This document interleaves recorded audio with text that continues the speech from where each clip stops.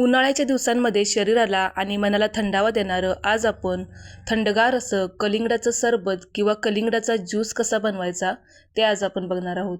अगदी लहानांपासून मोठ्यांपर्यंत सगळ्यांनाच आवडेल असा हा कलिंगडाचा सरबत किंवा कलिंगडाचा ज्यूस बनून तयार होतो. या भयंकर उन्हामध्ये असा जर थंडगार सरबत जर आपल्याला प्यायला मिळाला तर तुमचं मन अगदी तृप्त होऊन जाईल. रेसिपी नेहमीप्रमाणे खरंच खूप साध्या आणि सोप्या भाषेमध्ये तुमच्याबरोबर मी शेअर केलेली आहे, म्हणून ती अगदी शेवटपर्यंत नक्की बघा. आणि हो, रेसिपी आवडली तर प्लीज व्हिडिओला एक लाईक नक्की करा. आणि जर का तुम्ही माझ्या चॅनलवरती नवीन असाल आणि अजून जर तुम्ही चॅनलला सबस्क्राईब केलं नसेल तर नक्की सबस्क्राईब करा. त्याचबरोबर साईडला असलेलं बेल आयकॉनसुद्धा नक्की क्लिक करा. तर चला, वेळ न वाया घालवता लगेचच आपण आपल्या रेसिपीला सुरुवात करूया. नमस्कार मंडळी, शिल्पा किचन मराठीमध्ये तुम्हा सगळ्यांचं खूप खूप मनापासून स्वागत. तर कलिंगडाचा सरबत बनवण्यासाठी सगळ्यात आधी आपल्याला इथे एक कलिंगड लागणार आहे. तर बाजारातून किंवा मार्केटमधून कलिंगड आणताना तर ते एकदम छान असं हिरव्यागार रंगाचं बघून आणायचं आणि त्याला असा थोडासा का होईना पिवळसर भाग असावा, म्हणजे कलिंगड कापल्यानंतर आतून छान असं लाल भडक रंगाचं निघतं. आणि कलिंगड आणताना थोडंसं असं आपण वाजवून बघायचं, छान असं टणक असं वाजलं गेलं पाहिजे, छान असं पाणीदार वाजलं गेलं पाहिजे, म्हणजे आपलं कलिंगड आतून खूप छान आहे असं समजावं. कलिंगड कापण्याआधी अर्धा तास आपल्याला हे कलिंगड पाण्यामध्ये भिजायला ठेवायचं आहे, म्हणजे आपल्याला कलिंगड बाधत नाही. आता आपल्याला हे कलिंगड कापून घ्यायचं आहे. तर एखाद्या सुरीने किंवा एखाद्या मोठ्या चाकूने आपल्याला हे कलिंगड कापून घ्यायचं आहे. आणि तुम्ही तुमच्या सोयीनुसार कसंही हे कलिंगड कापून घेऊ शकता, आडवं उभं. तर आता तुम्ही इथं बघू शकता, इथं मी हे कलिंगड कापून घेतलेलं आहे. आणि तुम्ही बघू शकता किती मस्त असं लाल भडक आपलं हे कलिंगड निघालेलं आहे. आणि बियासुद्धा तुम्ही बघू शकता खूपच कमी आहेत. कमी बिया असलेलं लाल भडक असं हे कलिंगड आपलं खूप गोडसुद्धा आहे. तर आता आपण यातला अर्धा भाग बाजूला ठेवणार आहोत आणि फक्त अर्धं कलिंगड आपण इथं वापरणार आहोत, कारण अर्ध्या कलिंगडापासून 1 लिटर आपला असा हा ज्यूस किंवा सरबत तयार होतो. आता या कलिंगडाचे आपल्याला 2 भाग करून घ्यायचे आहेत, कारण आपण ह्याच्या फोडी तयार करून घेणार आहोत. त्यामुळे असं मी हे मधोमध कट करून घेतले. आता आपल्याला या कलिंगडाच्या चाकूने अशा छोट्या छोट्या फोडी तयार करून घ्यायच्या आहेत, कारण आपण हे मिक्सरला फिरवणार आहोत. त्यामुळे अशा छोट्या छोट्या फोडी आपण अशा तयार करून घ्यायच्या. बिया मात्र आपल्याला काढून घ्यायच्या आहेत, कारण बिया जर यामध्ये राहिल्या तर सरबत पिताना थोडासा कडवट लागू शकतो. तर याच पद्धतीने आता सगळ्या फोडी आपण तयार करून घेऊया. तर आता तुम्ही इथं बघू शकता, घेतलेल्या अर्ध्या कलिंगडाच्या सगळ्या फोडी मी इथं तयार करून घेतल्यात आणि यामधले बिया मात्र मी पूर्णपणे वेचून घेतलेले आहेत. आता आपल्याला हे कलिंगड मिक्सरला फिरवून घ्यायचं आहे. तर त्यासाठी इथं मी जे आपल्या घरामध्ये मोठं मिक्सरचं भांडं असतं तर ते इथं घेतलेलं आहे. जर का तुमच्याकडे असं मोठं मिक्सरचं भांडं नसेल तर तुम्ही छोट्या मिक्सरच्या भांड्यात थोड्या थोड्या फोडी घालून मिक्सरला फिरवून घेऊ शकता.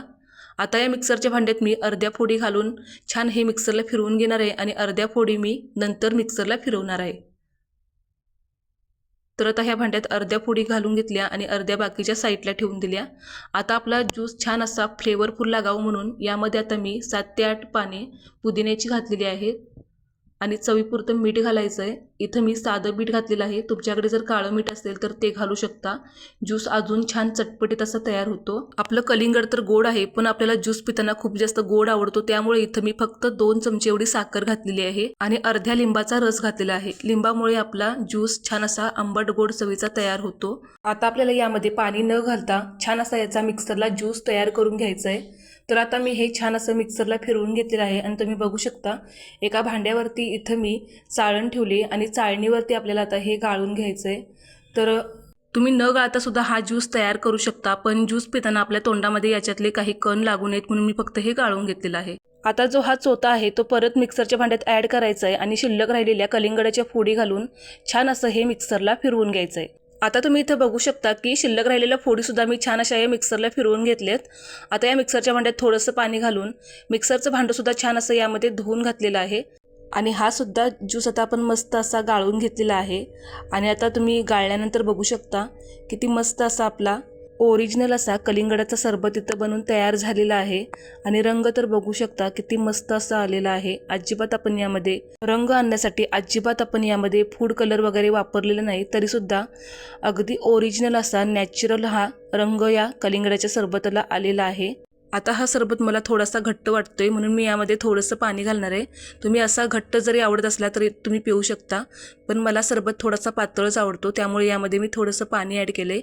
आणि मीठसुद्धा आपण घालूयात थोडंसं, कारण मगाशी आपण मिक्सरचं भांडं धुवून घातलं होतं त्यावेळेस आणि थोडंसं पाणी घातलं होतं. आणि आता आपण यामध्ये थोडंसं पाणी ॲड केलं आहे, त्यामुळे अजून थोडंसं मीठ घातलेलं आहे. तुम्ही तुमच्या चवीनुसार मीठ घालू शकता. आणि आता छान आपण हे परत एकदा मिक्स करून घेऊया. आणि आता तुम्ही बघू शकता उन्हाळा स्पेशल मस्त असा कलिंगडाचा आपला इथं सरबत तयार झालेला आहे.